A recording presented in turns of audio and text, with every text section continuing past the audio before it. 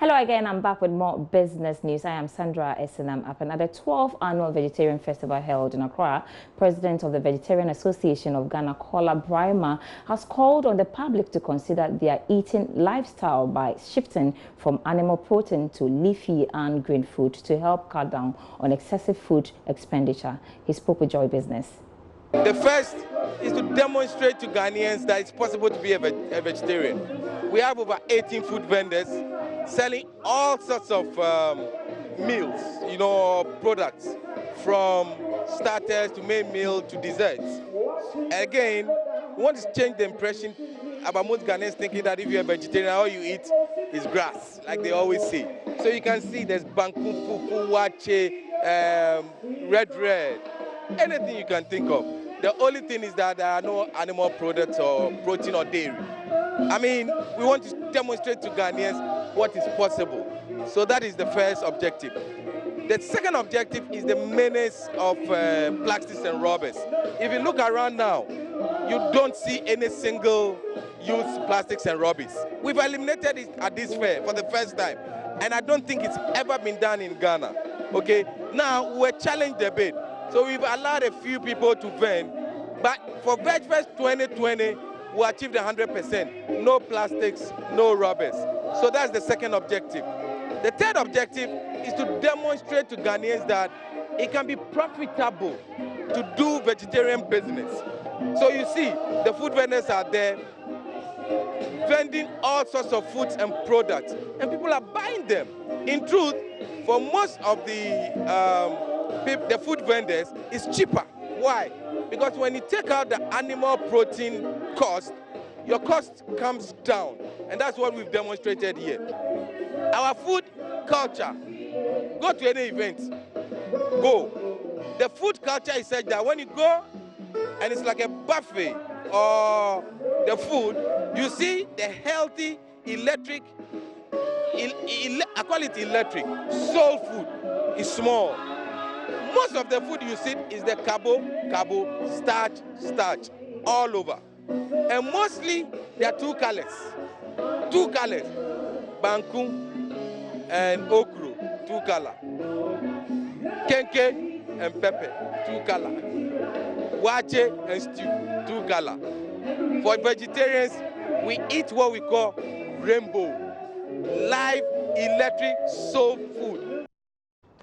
Very interesting. In other news tonight, 90% of products from Ghana and across Africa get rejected on a daily basis by the FDA and the immigration of the United States of America. Even though the U.S. market has $1 trillion untapped business opportunities for foreign businesses, lack of knowledge regarding the sale and marketing of products to the U.S. market remains key challenge, especially for countries like Ghana. At the ongoing Africa Growth Opportunity Act, AGOA Trade Expo in New York, Charles Aite has been engaging organizers on measures being adopted to reverse the trend.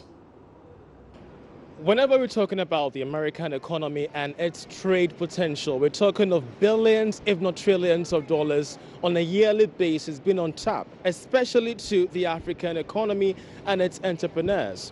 Well, at the ongoing AGOA Trade and Expo, we have been engaging most businesses on how best they can remain competitive in this particular field.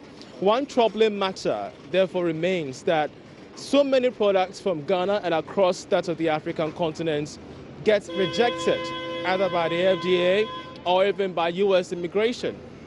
For you out there as an exporter, you may be wondering, why does my products keep getting rejected by the FDA and even that of U.S. immigration? I've been speaking to the organizer of this year's AGOA Trade Expo in the person of Seville Koulibaly, and he's been sharing some tidbits on how best to get our products penetrate the U.S. market. The mistake that most African companies, not only the Ghanaian company that are doing this mistake, is the lack of knowledge of the way we do business in the U.S.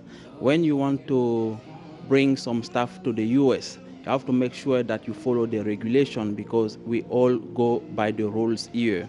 So before making arrangement for your trip, make sure that you are in compliance with the U.S. Food and Drug Administration, you have all the US certification to sell your product here. You have to also have the nutrition fact if you are working in the beverage or you have anything related to food. You know, you must make sure that you have the nutrition fact, all the certification, and also you need to give information about your product before coming here. You just don't jump into the plane and come to the US looking for opportunities right away. Before you make the trip, you have to make sure that you have like a little brochure where all the information about your product are listed, and you have the price for the retailers, you have the price as wholesale, and you start promoting, marketing it before coming here, so that when the people come to your exhibition stand or wherever, they already know like all the details. There are a lot of mistakes, but if you take time to work on it ahead, you will avoid about you. That was useful piece of information there by Seville Coulibaly. In the coming days, we shall also be expecting a business-to-business interaction by the delegation and potential American buyers. All this is happening under the premises of the Ghana Chamber of Commerce and Industry, which is very much enthused about boosting the bilateral trade between Ghana and that of the USA through the AGOA program. I'm Charles Aita reporting from New York, USA. Thank you very much, Charles Aite, for that report. It's the end of the week, but how did trading go on the commodity markets? I have the update for you in the commodity news.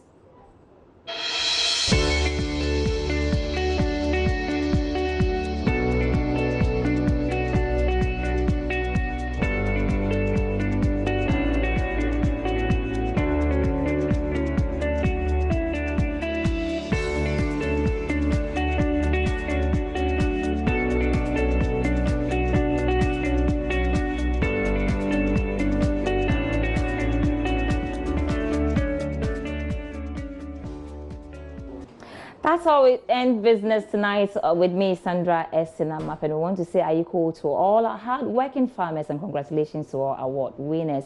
We'll see you same time next week at the same place. And then also you can get more news on our website, majaonline.com/business. Do have a great weekend.